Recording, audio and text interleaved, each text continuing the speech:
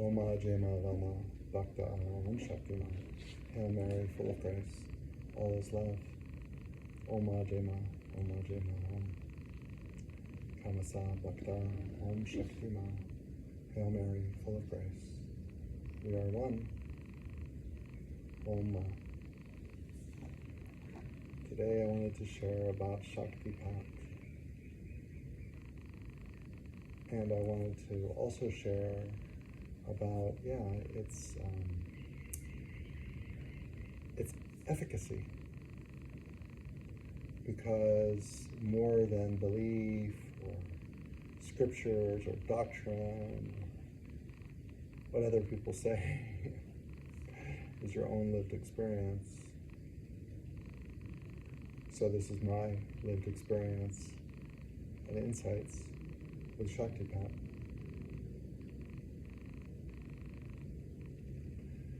So Shaktipat is part of the Tantric tradition. And the Tantra in this case just means like a method to attain realization, a method to raise consciousness, a method to enlightenment, a method to God realization, a method to self-realization. So all the methods that we're familiar with in classical Tantra, japa, that's with the mala, saying the mantra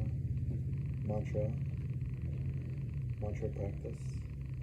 Hatha yoga was a very sophisticated, embodied form of practice for self-realization by the Nath yogis. Homa, puja, they're all methods that over time people found success with. Kirtan, the method of the bhakta, devotion, singing. So all these were methods to realize the divine, as you. Shaktipat, sometimes called Shaktipata, is a method, is part of Tantra to realize the divine. It is part of the Indian system, but it's in other systems as well. In the Christian system, the laying of hands, or baptism, both allude or point towards or are this experience as well. So when John the Baptist baptized Shiva, so funny, Jesus, Yeshua, truth and humor. So he was Jiva before and he was liberated after. So he was a very high level being or initiate. But when John baptized Jesus in the River Jordan, the River Shishimna, the central channel, then he realized his God potential, Son of Man, Son of God. So John was giving Yeshua Shaktipat. Later, the different Christian traditions call that laying of hands. So that's the transmission of grace from one to another, from teacher to disciple, or from one human being to another. And the Sufis also have something like this. And in ancient Judaism, they also have something like this. So it's the transmission of grace. And I wanted to share a little bit today about, its superiority, as far as I see it. So at one level, each according to his means, everyone finds the right method for them at that time. There was a time I practiced Kundalini Yoga. There was a time I practiced Hatha Yoga. There was a time, I did all sorts of things, all sorts of practices to help realize the divine. And for my level of consciousness or where I was at in my journey, they were the perfect thing at that moment, obviously, because it happened, So we're attracted to the thing that we believe, we feel, that is right for us. But a lot of people don't know about Shaktipat. So why it's so efficacious, or a fast track, let's say. So that efficaciousness is, well, you don't have to really do anything. You just surrender to the transmission of grace. So the transmission of grace happens. It can happen, like I alluded to before, or said before, from a person, but it can also happen at a temple. It can also happen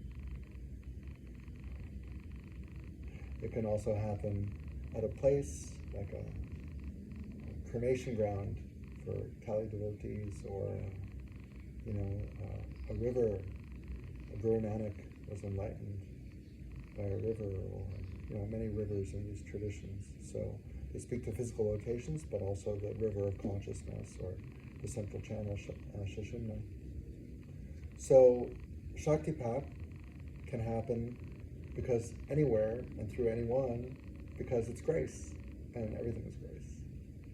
So Shaktipat can happen anywhere, but there are some places that are more, or some people that are more potent and carry this grace for whatever reasons, grace's reasons, with them. So why that rock in that forest has that power, and why another rock, or a million other rocks in other forests don't have any rasa, means juice in Sanskrit. Only grace knows that.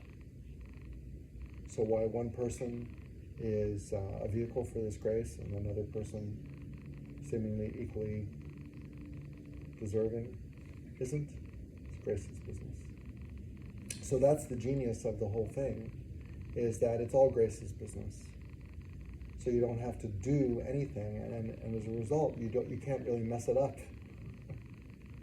Hatha yoga, it's easy to mess that up. Pranayama, very easy to mess that up. And when you mess up these things, like it can mess up, like physically mess up, like you didn't do the posture right, or you didn't hold your breath correctly, or something like that. Also, we become very attached to our process, and then we miss the point of what is the point of the process, is to realize the divine, not the process itself. So we become too attached to the body, or too attached to breath work, or too attached to meditation even. So these are just methods. It doesn't mean that they're the thing itself. They say sometimes, don't mistake the finger pointing at the moon for the moon itself. So these are methods pointing to grace. So the point is to invite grace. All those methods, they're not to have a yoga body, or to, recover your health, or something like that. It can happen, but that's not the point. The point is to make the body, the system, the field, your field, an adequate receptacle for grace. That's the point. When you're doing japa, like counting with the mala and saying the mantra, you're inviting grace.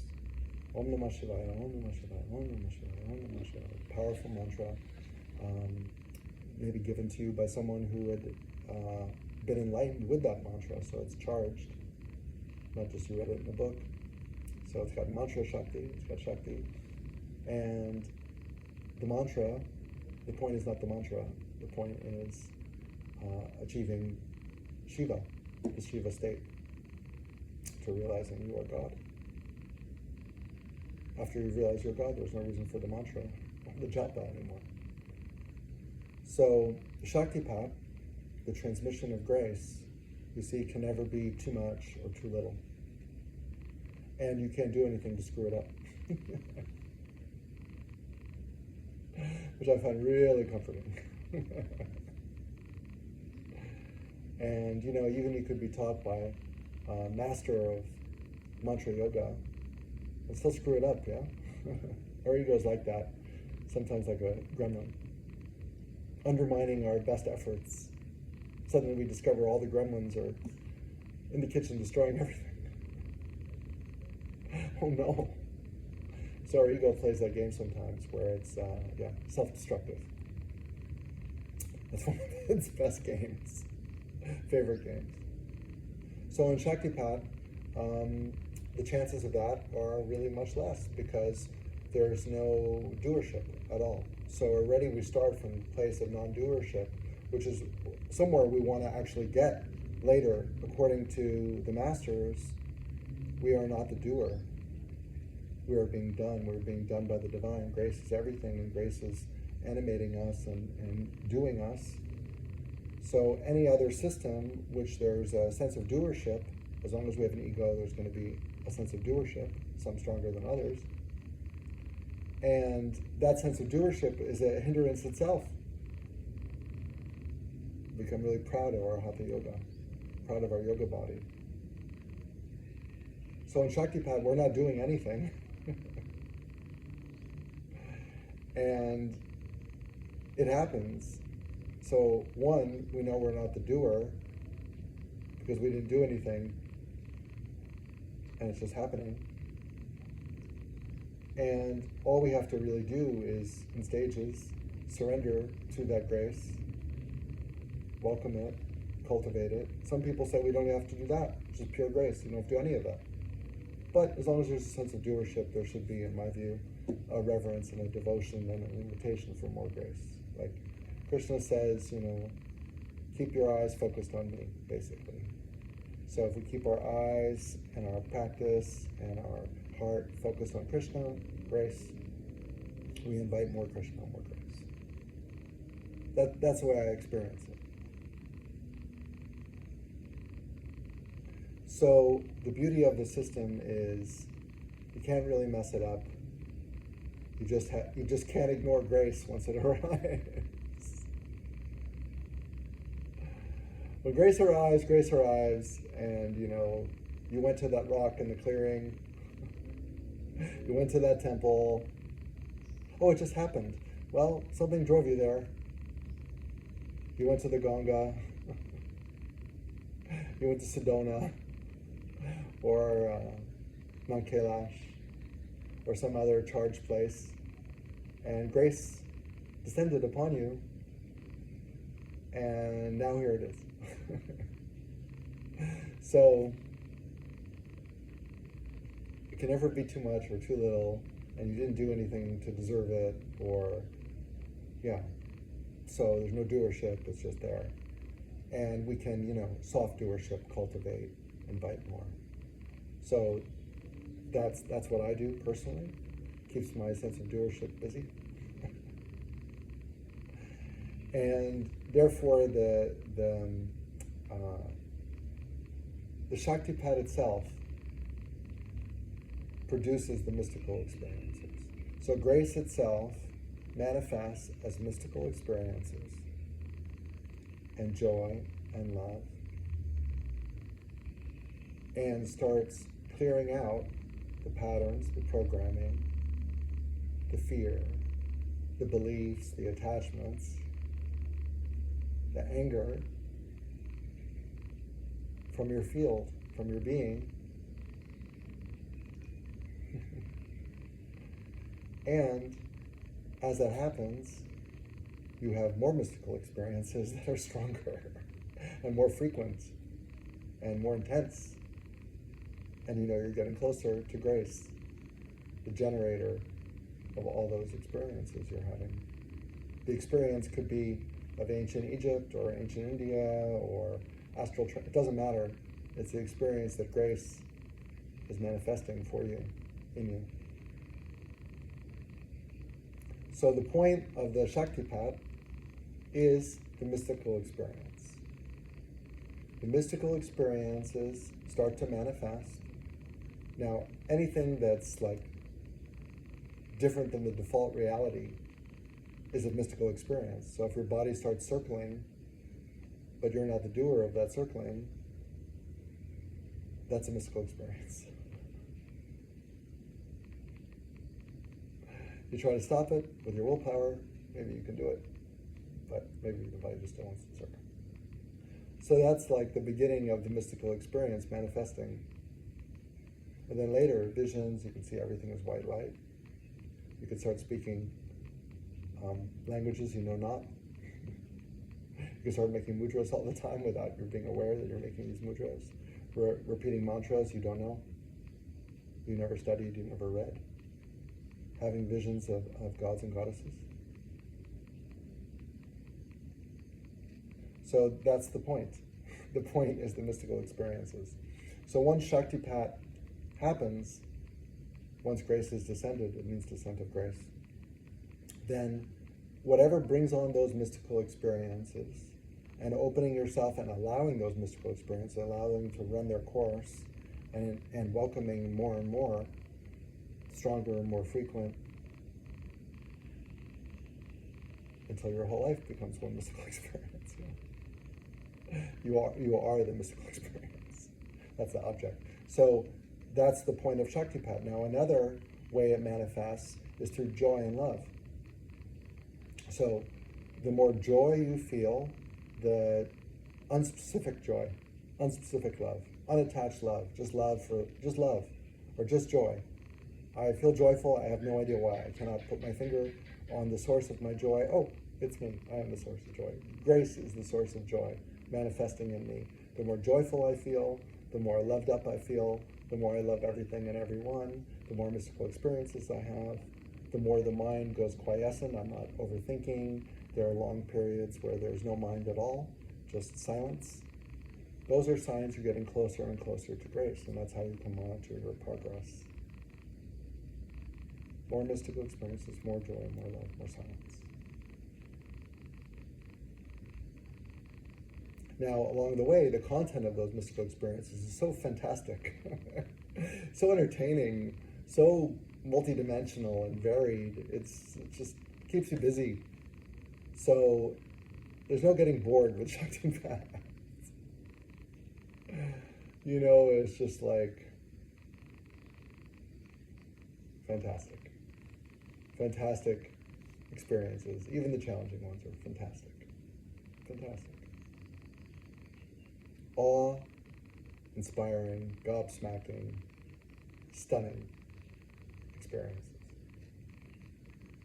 So now you notice that in what I've laid out here, we didn't really talk about the mind, the intellect. And a lot of people spend a lot of time reading scriptures, trying to understand concepts, studying Sanskrit so they might know the original sources better.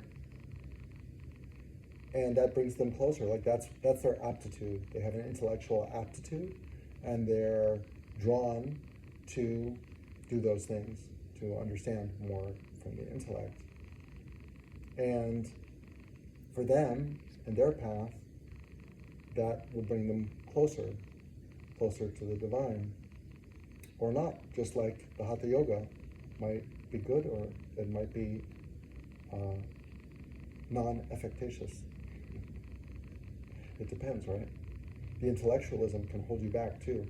And in this day and age where people tend to be, the society is geared toward intellectualism, concepts, understanding, and we're in a denser age, it's a real potential pitfall. So Sri Ramakrishna, one of my favorite Indian saints, says that the path for the Kali Yuga, the era we're in, is bhakti. It's not the path of the intellect, it's the path of the heart. That's what's going to work. That's the efficacious path now. So one of the things I really love about Shaktipat, I myself have an intellectual disposition and have read countless things and love concepts and ideas and the whole thing. Love a good talk, love to give talk. So one of the things I try to guard against is this over-intellectualization. And the beauty of Shaktipat, you see, like there can be an Indian system, there were the whole systems like Trika that are super intellectual, super.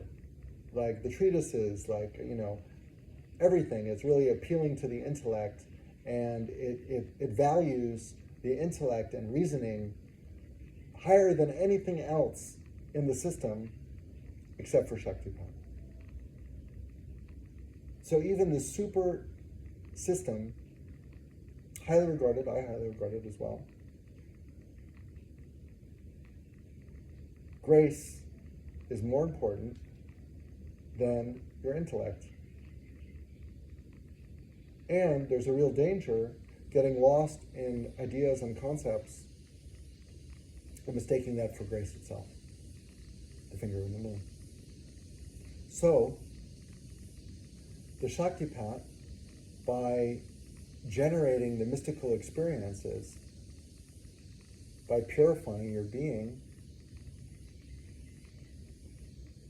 enables you not to use the intellect in a way that's detrimental to your own progress. Because it's not an intellectual path. It's not a path of reading and scriptures and understanding and concepts. In fact, it's the anti that path.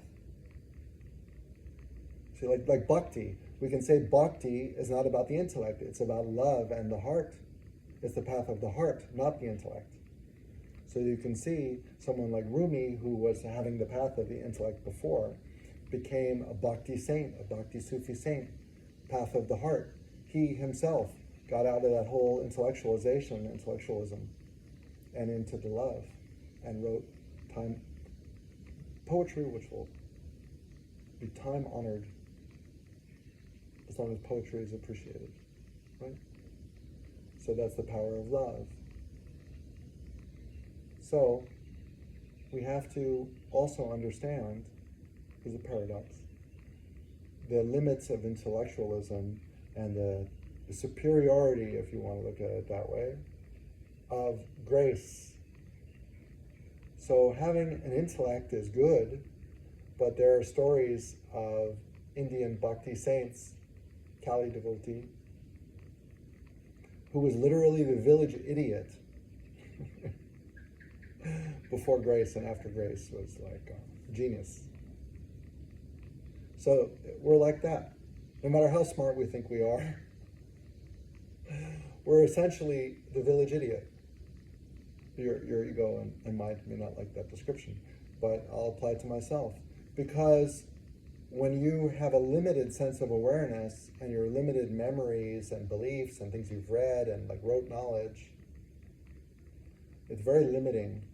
When you're an open receiver, you can receive full downloads of subjects you know nothing about. Suddenly, a flash of insight, grace, happens within the mind. So the mind is phenomenal and is a great receiver for grace. But when it's when the intellect is attached and cluttered to its own concepts and beliefs, the grace can't get through there. You have a thick head, thick with beliefs and concepts and attachments and fears. So in Shaktipat, the mystical experiences start to reveal the nature of grace, your own experiences, and it supersedes any concept or reading or understanding other people's experiences or suggestions. You see? Grace supersedes intellect. But grace can infuse intellect. That's what we want. We want intellect, yes, but not intellect of the small, limited self, but the intellect of the divine, a divinely blessed intellect. And Shaktipat can deliver that. In fact, I think only grace can deliver that. So you can see that the Shaktipat system can enliven the mind. So jnana, the path of the mind, or in one of the four yogas. So Shaktipat is jnana yoga as well.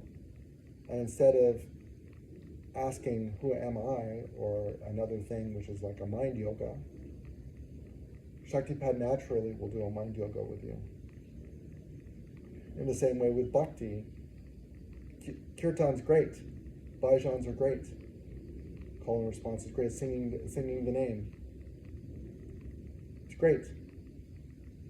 But Shaktipat will deliver bhakti yoga to you at so much like deeper, embodied level. And the outer expression of kirtan, singing the name, will happen automatically through Shaktipat. It's not something you have to do. It's something you could do, And as far as doing things, it's a pretty good one. But even more powerful, mystical, and grace-filled is the bhakti that manifests naturally and organically as a result of Shaktipat. So you might find yourself singing mantras all day long, but there's no will associated with it. It's just happening. The Shakti is singing to itself. Boom. In the same way with Hatha Yoga, say asana. So the Shaktipat produces the pranayama, the asana itself. So imagine you had a Hatha Yoga teacher who was a genius and the best lineage possible and knew exactly what poses you needed and what pranayama you needed. At any given moment, it was with you 24/7. Well, that's what Shaktipat is. I mean, you can't even imagine that such a thing exists, right? But let's say you had a perfect astral Hatha Yoga teacher. So the Shaktipat itself, the grace, manifests itself in postures, pranayama, mantra, bhakti, jnana. It manifests as all these things exactly when it's needed for that person and that part of their journey. So it's like a skilled guru. We can say that, yes. The Shakti grace is the guru, and it knows everything about you. It knows your tendencies, it knows your goals, your desires, your fears, your attachments, and it's working all the time, like the ultimate divine AI, not artificial, divine intelligence, DI. It's working all the time and giving you exactly what you need at those times. Sometimes it'll give you a crushing headache. Other times it will give you so much joy you think you might explode. Everything bringing you closer to it. Grace is bringing you closer to it. It's also called the perfect yoga or Siddha Yoga. So Siddha means perfect. It's the perfect yoga. Why is it perfect? Because it's exact right medicine for each person at each time. Grace is doing you.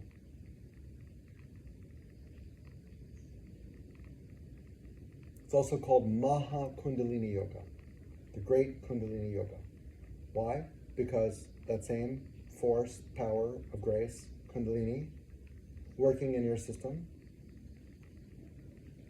giving you exactly what you need. So it's not Kundalini Yoga we do, it's Kundalini Yoga that does us. Maha. That's why it's the great Kundalini Yoga. So Shaktipat is Maha Kundalini Yoga. It's also Siddha or Maha Siddha Yoga. The great perfect yoga.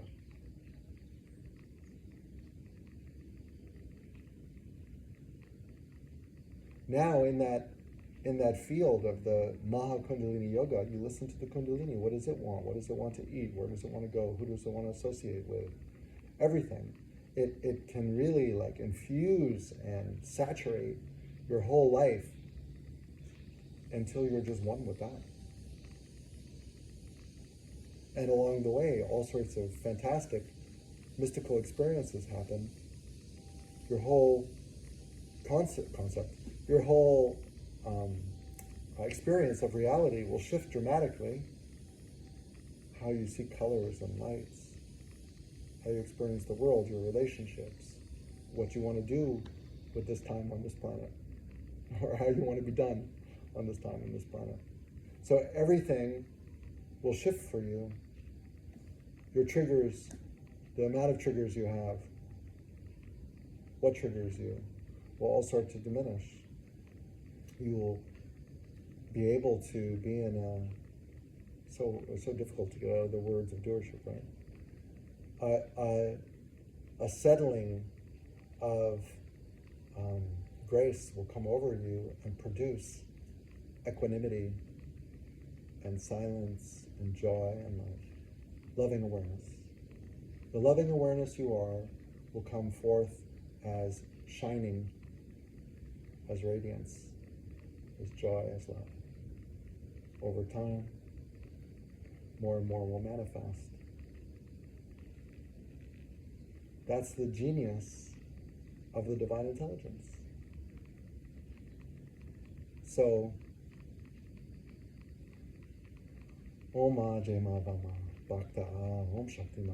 Hail Mary, full of grace, all is love. The love I am, Om Ma Jai Ma Vama. There is only love.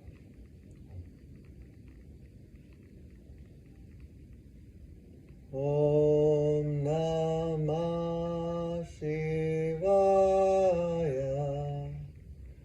Om Namah Shivaya. Om Namah Shivaya. Om Namah Shivaya. Om Namah Shivaya. Om Namah Shivaya. Om Namah Shivaya. There is only love. Thank you so much. See you real soon. Om Namah Shivaya.